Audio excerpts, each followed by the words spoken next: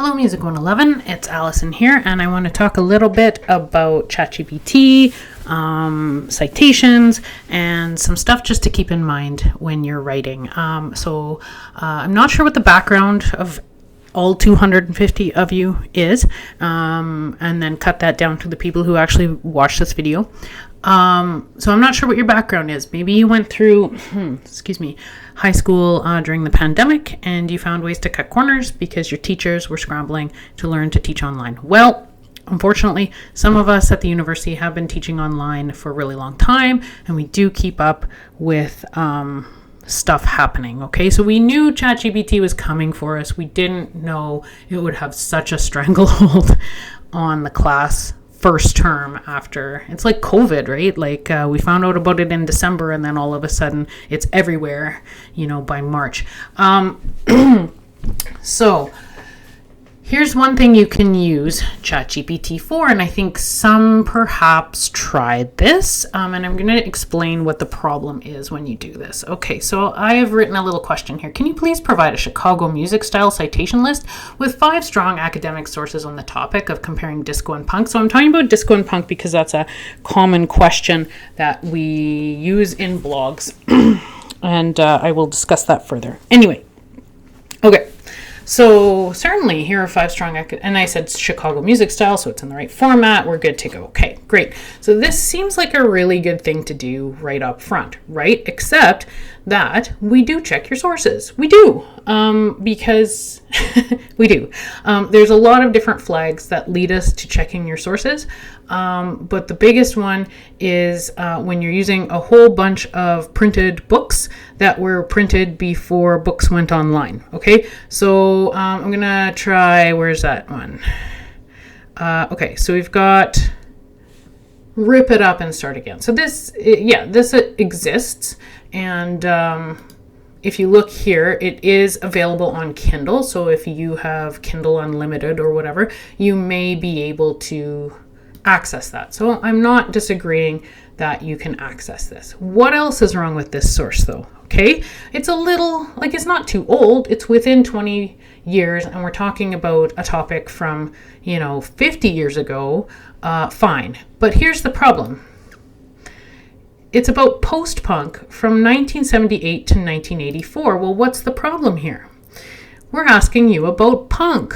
And early punk started in the early 1970s. This is about post-punk, right? So would this be your first pick as a source?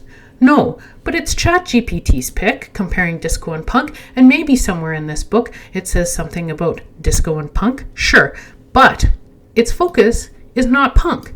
It's post-punk. So this is a weird source to use, especially when a lot of the information, most of the information from your questions is in your text in some form, okay? So that's one that I'd be like, why did you use this source? And then I would dig further, and then I would find out that maybe you didn't use the source, you just cited it, and that is fabrication, and that is academic misconduct, okay? So moving on. This one, we got to get out of this place. Music and the cultural politics of class in the late 1970s UK punk. Great. This is in Popular Music and Society. Great. What's the problem here? It was written in 1999. We're getting a little old here. We're getting a little far back.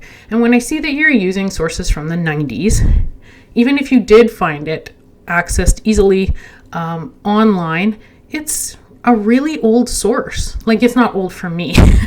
I was in university then.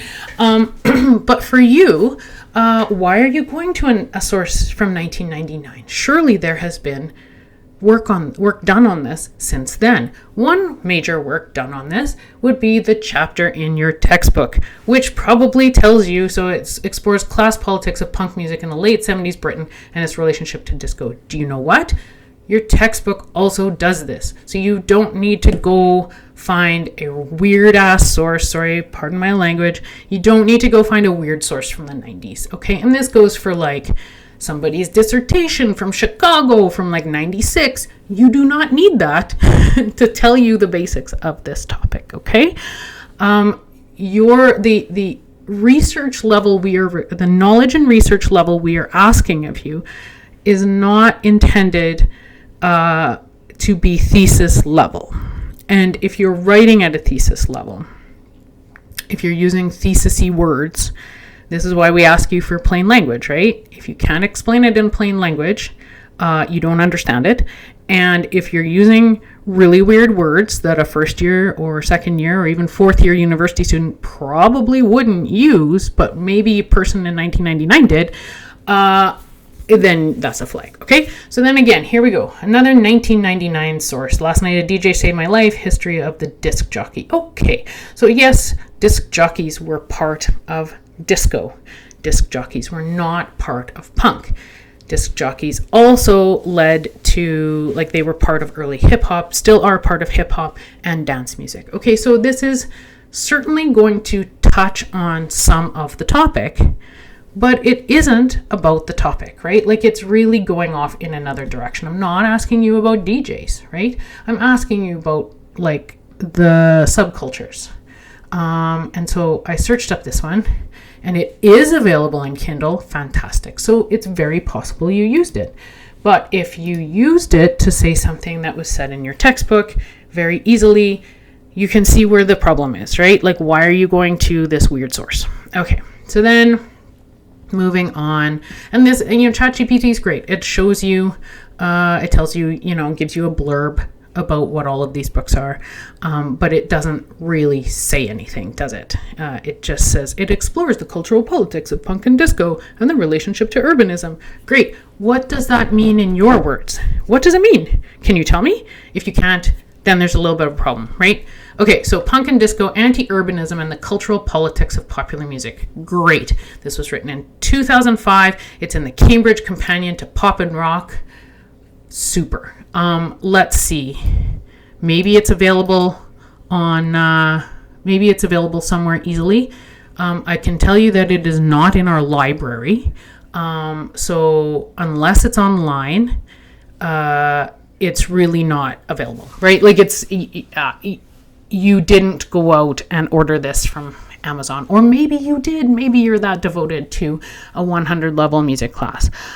So again, I'm going to look at, okay, did you actually dig this up? Is this the most useful source? Okay.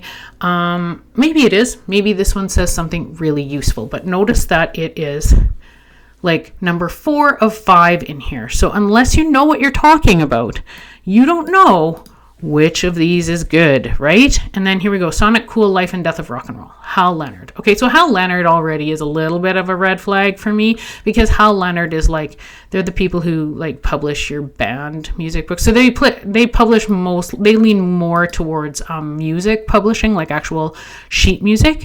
So I'm gonna say that maybe this isn't like the strongest source. Also, the Life and Death of Rock and Roll.